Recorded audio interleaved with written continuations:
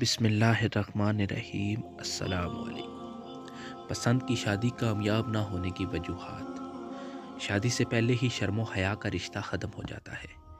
شادی سے پہلے ہی ایک دوسرے کا لحاظ ختم ہو جاتا ہے۔ شادی سے پہلے ہی دونوں فریقین کے درمیان لڑائیاں شروع ہو جاتی ہیں۔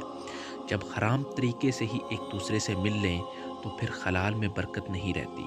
جب لڑکی گھر سے بھاگ کر ماں باپ کی مرضی کے بغیر نکاح کرے تو اول وہ شریعت میں نکاح ہوگا ہی نہیں، تو پھر اس میں برکت اور سکون کہاں سے آئے گا؟